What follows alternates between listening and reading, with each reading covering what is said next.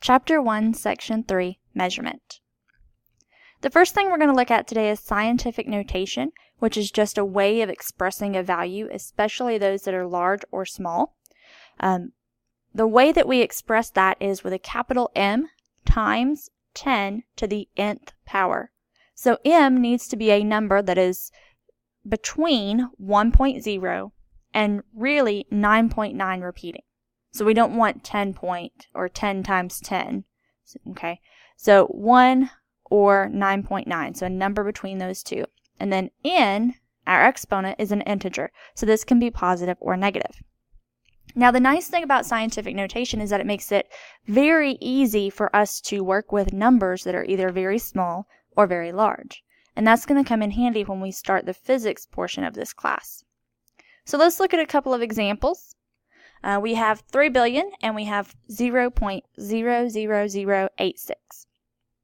Now, in order to figure out scientific notation from what we've been given, you need to look at where the decimal is and then how many places you need to move that decimal to get to a number between 1 and 9.9, which in this case is 3. So if we count over the number of places that we have to move, we should get 9. So 3, that's our number that's between 1 and 9.9. And then the number of places we moved is our exponent, so 9. Now for the one down here at the bottom, 0.00086, we're moving in the opposite direction. So instead of being a positive exponent, we're actually going to have a negative exponent. So counting over 1, 2, 3, 4, 8.6 is between 1 and 9.9. So 8.6 times 10 to the negative fourth, because we moved backwards. Okay, so it is a smaller number. So a negative indicates a small number. A positive indicates a large number. Okay. All right, moving on. So our units that we're going to be looking at, SI units it's the international system that all scientific communities use. Actually, the United States is one of the very few that does not use the metric system for measuring. So SI, again, is International System of Units. And we have some base units and some derived units that we're going to be looking at. So your base units are length, mass, temperature, time, current. These are just a few. But length we're going to measure in meters, so M. So instead of using inches or feet, we're going to be using meters. Okay, and I'll show you the difference between a meter stick and a yardstick in class. And then mass, we're going to measure in kilograms. We're not going to be measuring in pounds or ounces. We're going to be using grams and kilograms, so kg. Temperature will be measured in Kelvin according to the SI units. We might do some Celsius in our class, but Kelvin is capital K. Time is going to be measured in seconds. That shouldn't be too hard for you guys. And then electric current, when we get to electricity, is measured in ampere or capital A. Now again, these are just a few of the base units that you're going to see this semester. We also have derived units, and the definition of a derived unit is that it's a combination of base units. So area, that's a combination of length and length. So a square meter, length times length, it gets you m squared. Okay, volume, that's, again, we're multiplying base units, so it's a cubic meter. Density, and we're dividing, so density is kilograms per cubic meter. Okay, it can also be grams per liter or grams per milliliter, and we'll talk about that when we do a density lab. Energy, which we'll get to in chapter, I forget which chapter it is. When we get to energy and work, energy is force and a distance. So joule is our resulting unit for that. And then frequency is another derived unit. It's hertz or Hz. Now, aside from that, we're looking at density, and as I said, we will do a lab with density.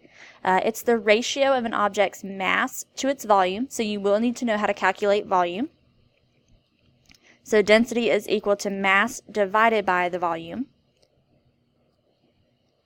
And then we also have prefixes that go with these. So as I mentioned for mass, we have grams or kilograms. or we have meters and centimeters, those are prefixes. So this is your list of prefixes.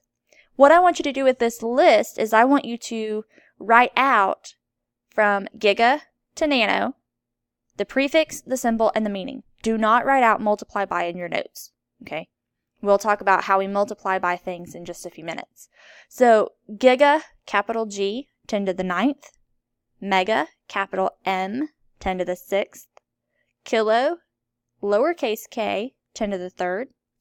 Deci, lowercase d, 10 to the negative 1st. Centi, lowercase c, 10 to the negative 2nd. Milli, lowercase m, 10 to the negative 3rd. And then here's where it gets different. Micro is the Greek letter mu. Okay, so mu, like mu. So it kind of looks like an M with a long tail at the front. That's 10 to the negative 6th. And then we have nano, which is a lowercase n, 10 to the negative 9th. So when we look at those metric prefixes, they're going to help us with our conversions. So if I want to take 8,848 meters and I want to change that from meters into kilometers, there's one of two ways that we can do that. We can either multiply by or divide by a number that will get us from meters to kilometers. However, there's an easier way than multiplying and dividing. And I'm going to show you that with this. And I know this is a little hard to see, but we have kilo, which means 1,000. Hecto, we didn't really talk about hecto or deca. But here we have our base unit, so meters, grams, or liters. Deci, centi, and milli. So we're only looking at the first 3 set of units or a set of prefixes for each. So we're going from meters, here's our meter, right here on this step, and we want to get to kilometers, way up here. So what we're actually going to do, instead of multiplying or dividing, we're just going to take our decimal place and move our decimal place. So if I have 8,848 meters, I'm going to take my decimal, which is right here, and I'm going to move it in the same direction and in the same number of times as I need to move from this step to this step. So if we're here, we need to go 1, 2, 3 places and to the left because we went up the stairs. So if we take our decimal, we go 1, 2, 3 places. We now have 8.848 kilometers, and that would be correct. And we'll take a little bit longer look at that when we do the assignment for today. A couple of more things for this chapter. We have precision, which is how exact a measurement is. So for example, if we have an analog clock, you might read just at 3 o'clock. But if we had one that was digital, you might read 3 o'clock and 30 seconds.